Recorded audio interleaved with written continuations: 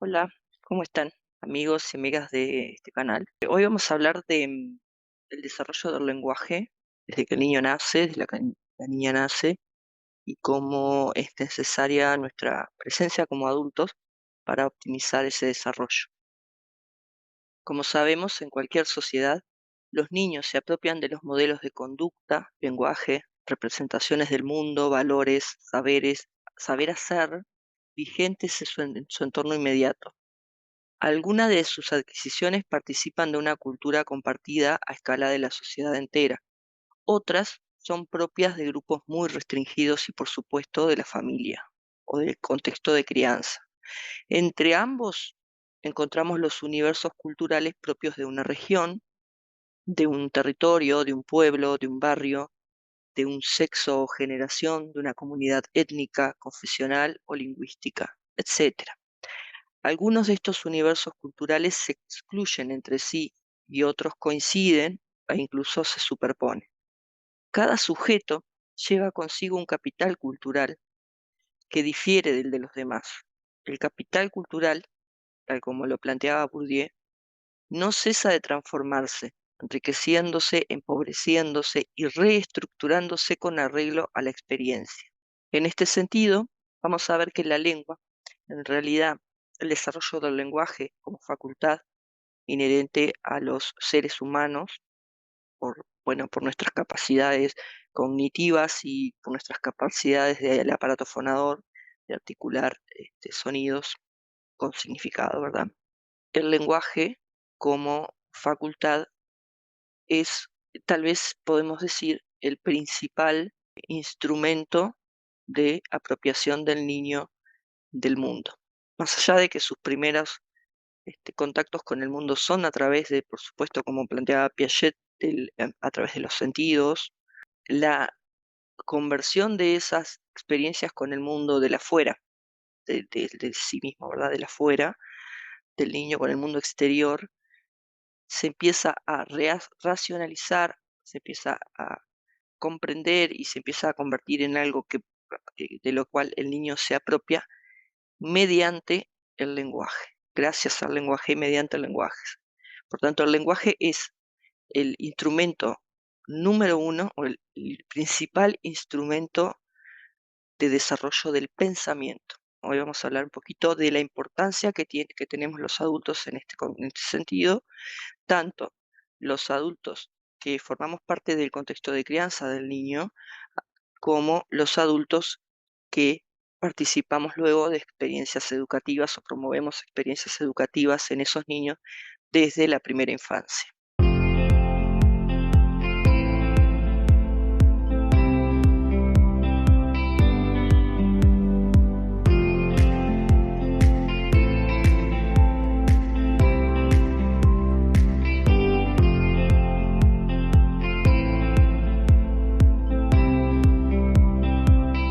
Desde la perspectiva que concibe el aprendizaje como una forma de relación sujeto-mundo, tenemos un individuo que, desde el mismo momento del nacimiento, inicia sus relaciones con el mundo gracias a otro sujeto que interpreta sus necesidades y lo pone en contacto con el sector de la realidad que pueda satisfacerlas. Así comienza a apropiarse de esa realidad en un continuo proceso de aprendizaje, una apropiación que no es material, sino instrumental, que se da a través del conocimiento.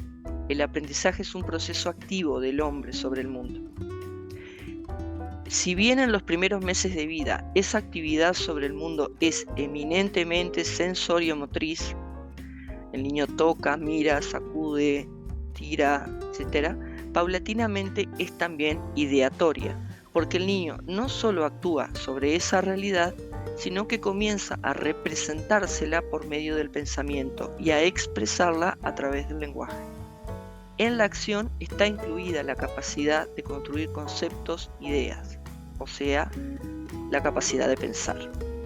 Tenemos al sujeto que se relaciona con el mundo como una unidad integrada, sujeto de conocimiento capaz de sentir la necesidad, la gratificación, la frustración, capaz de hacer, a esto me refiero con la actividad sobre el mundo, y pensar, y esto estoy hablando concretamente de la acción interiorizada según Piaget.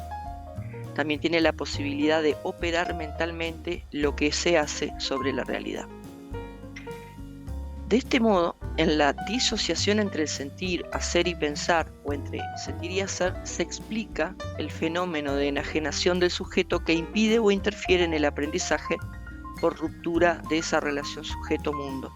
El sujeto es construcción y se configura en un hacer, en una praxis.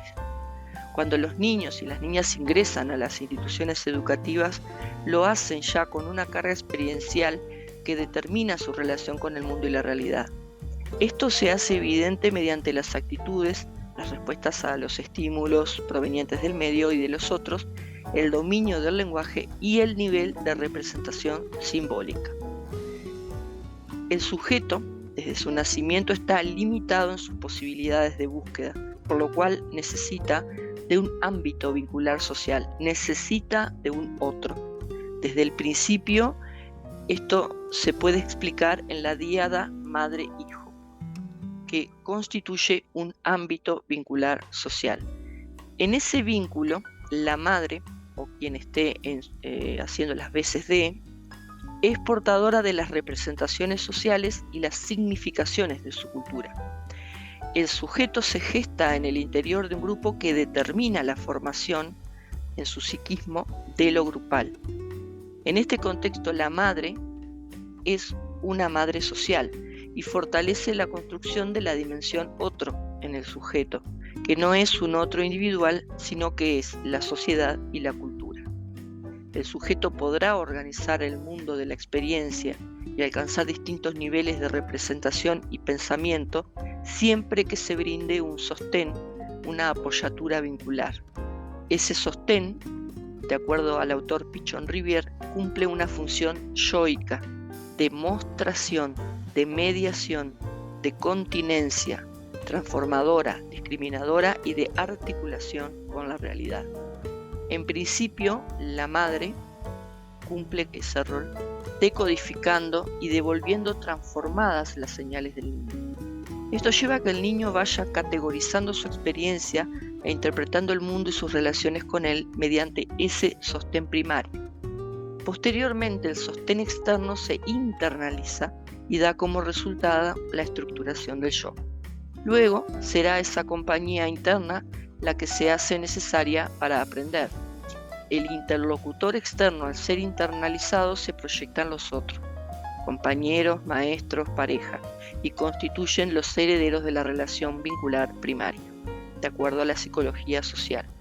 Tal como la madre, el docente, luego, asume una función de sostén, una apoyatura vincular en el aprendizaje que el niño realiza. A la luz de esta tarea, el docente necesita desarrollar una actitud afectiva y a la vez comprometida, que consiste en una modalidad específica de relación con los sujetos de aprendizaje, un centramiento en el otro, que le brinde la posibilidad de resonancia y desciframiento de sus necesidades, lo que le permitirá una adaptación activa a sus necesidades. A partir de esa posibilidad podrá ejercer la función de mostración del objeto de conocimiento. Se inicia entonces el proceso de aprendizaje, caracterizado como una secuencia de avances, obstáculos, crisis, retrocesos.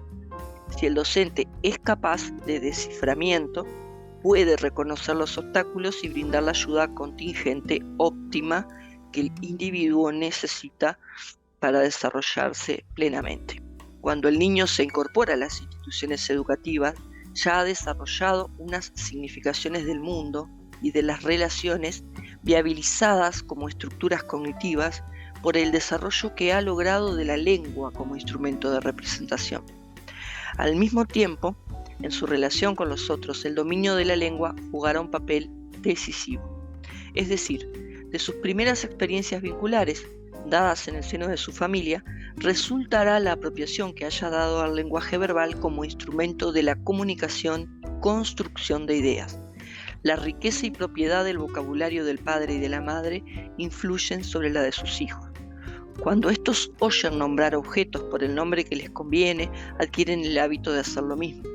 Cuando el vocabulario es pobre y restringido y los términos empleados son poco apropiados, los niños adoptan una forma aproximativa y vaga de hablar. En este sentido, vamos a pensar y asumir que la oralidad es un componente clave de la construcción de la subjetividad. Desde que desarrollamos la capacidad de expresarnos por medio del lenguaje verbal, este se convierte en un medio fundamental para la construcción de nuestra individualidad y de nuestra capacidad de interacción con los otros y los objetos. El lenguaje facilita comunicación y produce pensamiento. De acuerdo a Vygotsky, el lenguaje y su desarrollo implica el desarrollo de dos macrofunciones fundamentales en la construcción de la persona: la función interpersonal comunicativa, o sea, la comunicación, y la función cognitiva representacional. En este sentido, Vygotsky se refiere a la representación en tanto las palabras sustituyen a las cosas. Por tanto, la escuela juega un papel, la escuela, el CAIF, el jardín, juegan un papel trascendental en la potenciación de las posibilidades que el lenguaje ofrece o retasea a los niños en sus primeros años de convivencia en las instituciones de educación formal y no formal. Por otra parte, los seres humanos nos definimos a nosotros mismos a partir de la interiorización de nuestra propia experiencia, a partir de la construcción y comprensión del relato de nuestra vida.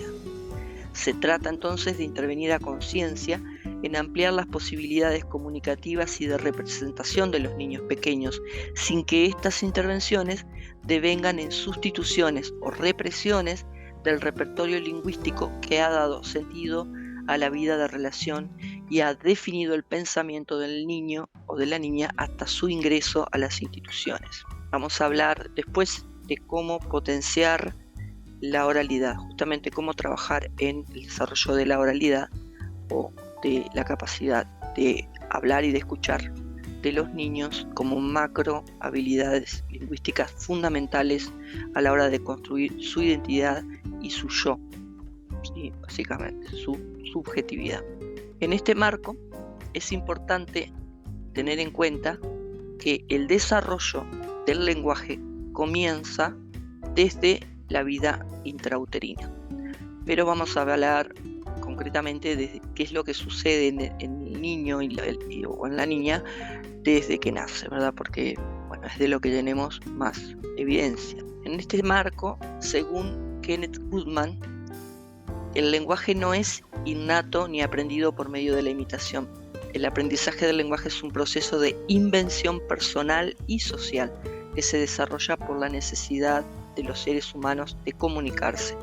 El niño comienza a inventar sonidos y a medida que ve las respuestas positivas de los que le rodean, comienza a desarrollar su lenguaje hacia las formas convencionales. ¿Qué es lo que sucede desde el nacimiento hasta el primer año de vida? Vamos a hablar ahora de las capacidades perceptivas como un conjunto de procesos que permiten a los seres humanos recibir información del medio exterior a través de los sentidos y luego organizarla en imágenes, sonidos, sabores, colores, texturas, etc. A los pocos días de nacido, por ejemplo, los bebés ya reconocen de dónde provienen los sonidos, anticipan el desplazamiento de objetos e identifican a su madre por su olor y por su voz. Comienzan a imitar los gestos de los adultos, como sacar la lengua, y los maravilla el movimiento de sus manos. A su vez, en cuanto al uso del lenguaje y la comunicación por parte de los adultos, permite que, por ejemplo, comprendan las variaciones temporales del habla y los ritmos de la voz. Todas estas capacidades perceptivas y lingüísticas del lactante, que parecen imperceptibles y obvias, son mucho más complejas de lo que el mundo adulto las considera. Ya a partir del año, y entre el año y los 3 años, los bebés usan su índice para dar o señalar un objeto hasta que sean capaces de nombrarlo. Este primer señalamiento constituye una manifestación de su conciencia y comprensión. Semanas después de haber logrado esto, usan los señalamientos como medio de comunicación. Mamá está ahí, parece que quisieran decir cuando señalan. Ya hacia los 2 años, algunos usan el señalamiento como una especie de estrategia para comunicar cantidades frente a preguntas cuantificadoras cuando aún no conocen ninguna palabra que represente un número. Ya más adelante, hacia los 3 años, se puede observar cómo colocan su índice a cierta distancia de los objetos, señalándolos uno a uno, e incluso los tocan secuencialmente como una manera de indicar que hay varios objetos. Todos estos logros del bebé son logros, en definitiva, en el desarrollo de su capacidad de lenguaje. Después de la época de alternancia en los turnos de la conversación entre cuidador y bebé, como las pausas en la succión cuando lo están alimentando y los adultos le hablan, después de los intercambios de mirada en los que conjuntamente con el cuidador centran su atención sobre un objeto o evento interesante, y de los turnos de conversación en que los cuidadores le prestan su voz, entre el primer y segundo año de vida aparecen las primeras palabras. En algún momento del proceso de señalamiento que utilizan para comunicarse, empiezan a nombrar los objetos, y ya no solo usarán las acciones para actuar en el mundo, sino que poco a poco lo harán con el lenguaje. Son ellos quienes dan inicio a la conversación, quienes toman la iniciativa e invitan al adulto. Se observa aquí un hacer y saber hacer que se convierte poco a poco en un poder hacer. Por supuesto que el lenguaje no surge en un momento único ni con esas primeras palabras que el niño logra articular, aunque no coincidan desde nuestra percepción de adultos con la forma, digamos, convencional que le damos que le hemos dado a esas palabras, que nuestra lengua le ha dado. El lenguaje es un proceso que se viene gestando desde que el niño nació, o aún desde antes, eso es discutible, y que está articulado con el contexto comunicativo y social.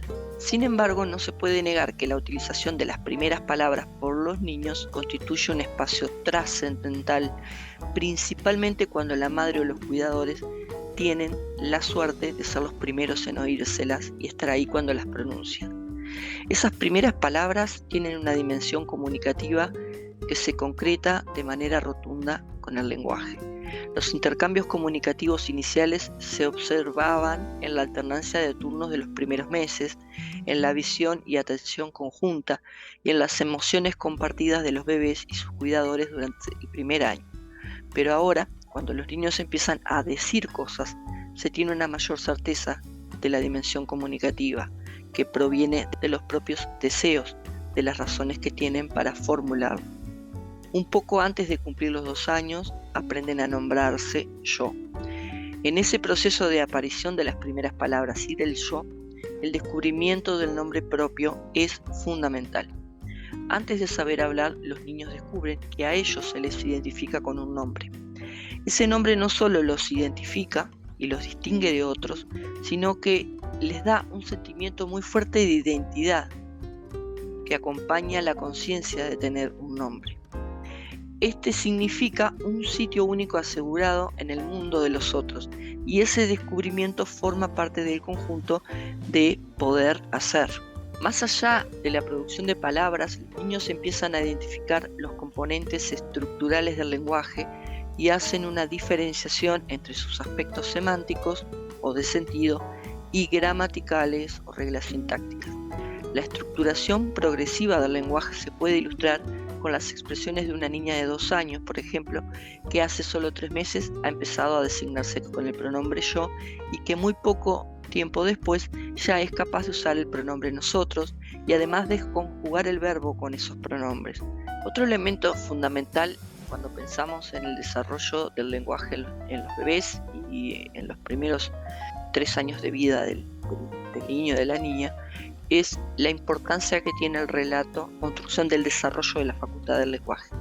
Los niños llegan a ser muy competentes para narrar, en lo cual además se encuentran un gran placer. Se puede afirmar que son cuenteros natos, como dicen las autoras que dejaré al final en la bibliografía.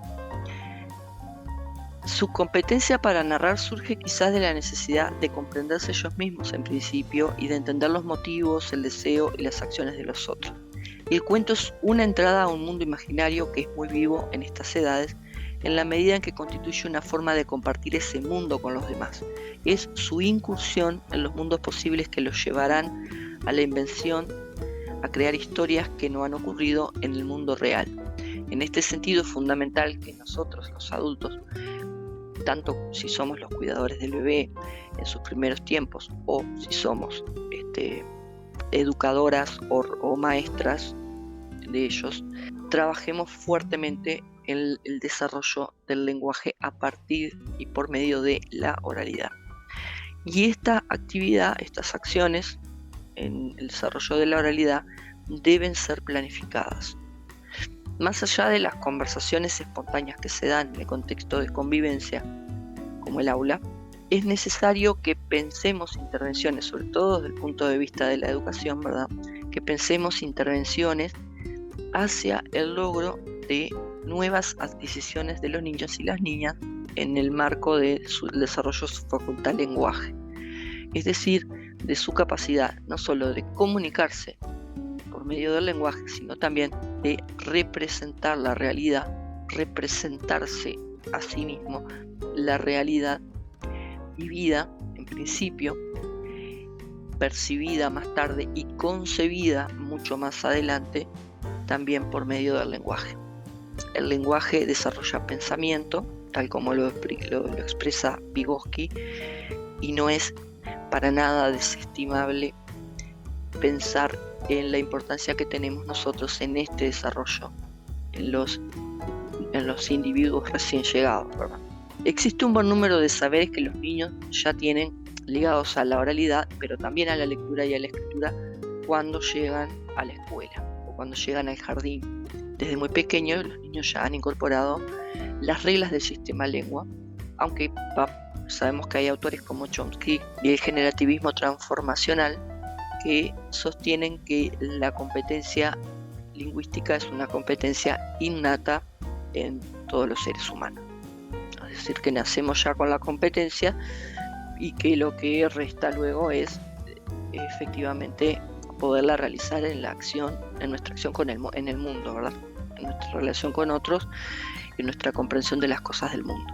Tal como venimos hablando hasta ahora, los niños, vamos a pensar que los niños desde muy pequeños ya traen consigo un acervo lingüístico incorporado, aun cuando ni siquiera lo hayan podido exteriorizar. Es decir, cuando los niños comienzan a emitir las primeras palabras articuladas, ellos ya hace bastante tiempo que tienen internalizado la representación sonora de las cosas con las cosas mismas, ¿verdad? Es decir, que ya han elaborado un pensamiento sígnico, es decir, ya pueden pensar en términos de signos, saben cómo se nombran muchas de las cosas de su pequeño mundo, del mundo en el que viven, aunque aún no lo hayan podido exteriorizar, es decir, oralizar. Por eso no es de extrañar que cuando los niños, a veces hacia los 2 años, cuando los niños comienzan a hablar, ya comienzan a hablar de una forma muy acertada desde el punto de vista semántico y desde el punto de vista sintáctico, y nos asombra a veces que, bueno, ¿cómo es que no hablaba hasta ahora y ahora puede decir todas estas cuestiones y se le entiende perfectamente? Puede hacerse entender sin ningún problema, porque ya tiene internalizado desde antes las reglas propias de nuestro sistema lengua. Algunas de ellas, las que básicamente aprendió por el contacto y por las conversaciones que tuvo con sus cuidadores, ¿sí? Con su contexto primario de convivencia, la familia. Vamos a hablar ahora de justamente la intervención docente, la importancia de la intervención docente en la potenciación de la oralidad. El propósito fundamental de la intervención, de nuestra intervención, debe ser que todos participen de las conversaciones que se dan en el aula y asuman la existencia de unos nuevos interlocutores diferentes de los que interactúan con ellos en su vida de relación fuera de la escuela. Recordemos a este propósito que participar de una conversación colectiva no necesariamente implica hablar. También se participa escuchando, asintiendo, apelando a la gestualidad y las respuestas asociadas. Como punto de partida deberemos asumir que generar instancias de trabajo en oralidad en el aula refiere de la necesaria comunicación que se da a lo largo de la jornada. Implica entender que se deben definir unos contenidos propios del área de lengua, con objetivos claros, actividades pensadas a tales fines e incluso instancias de evaluación. Es decir, el trabajo de oralidad, como lo mencioné hace un rato, se planifica.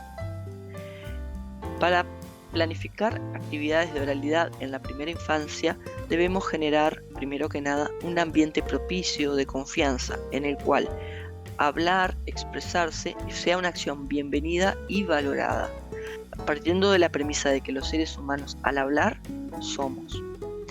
Este ambiente que vamos a generar estimulará el desarrollo de la colaboración de los niños y el docente, promoviendo la creación de un cosmos en el que los participantes escuchan, narran sus experiencias, renarran textos, relatan anécdotas, escriben objetos, personas, sensaciones, sentimientos y situaciones. La posibilidad de participar en variadas situaciones de diálogo permitirá a los niños y niñas confiar progresivamente en su potencial capacidad de expresarse oralmente y de generar respuestas en los demás, logrando intercambios que son siempre de importancia vital. Cuando los niños y niñas llegan a la escuela, narran sus historias, sus experiencias de vida, valiéndose de la realización de la lengua que han aprendido en su comunidad de convivencia, es decir, de un habla concreto, es el que les ha permitido hasta ese momento ser alguien. Estas diferencias con las que sin duda nos enfrentamos luego los docentes, lejos de ser un obstáculo, dan cuenta de una realidad que nos obliga a pensar la escuela como escenario del mundo, un sitio común en el que se encuentran la diversidad y la multiculturalidad que lo caracterizan. Es importante asumir esta diversidad sin intentar cambiarla. Más bien es necesario promover que los niños puedan expresarse oralmente ante una variedad de interlocutores, para lo que deberán desarrollar conciencia acerca de qué palabras y qué formas de habla usar en las distintas circunstancias. Sabido es que internalizamos aquellas experiencias de las cuales obtenemos resultados.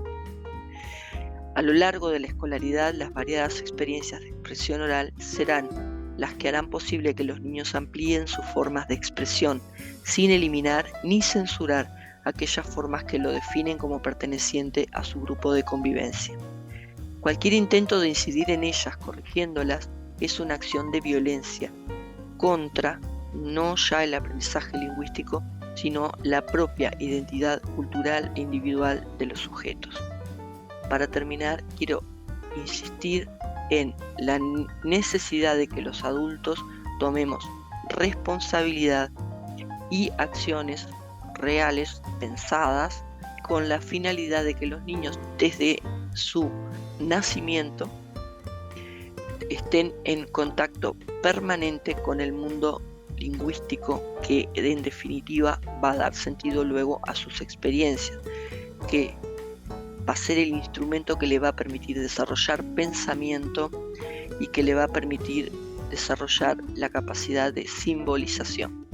Por eso es importante que cuando estamos con el bebé, con la bebé, les hablemos, les dejemos saber cuando, les dejemos percibir los diferentes tonos de voz, cuando se los está arrullando, cuando se les está cantando una canción, cuando se les está contando una historia, cuando se les está explicando alguna cosa, cuando se los nombra, cuando se les pregunta. De esa manera ellos van incorporando y van vinculando las diferentes tonalidades de la voz, las diferentes formas de entonación, con también finalidades comunicativas que luego van a poner en práctica, por supuesto, cuando logren articular, cuando logren la maduración suficiente de su aparato fonador y de su capacidad simbólica y logren articular sus primeras palabras y sus primeros sonidos con significado, ¿verdad? Así que bueno, es una tarea que nos compromete como generaciones que dan la bienvenida a los recién llegados y que los preparan de entrada a un mundo del que queremos que efectivamente se apropien y que formen parte de hecho y de derecho.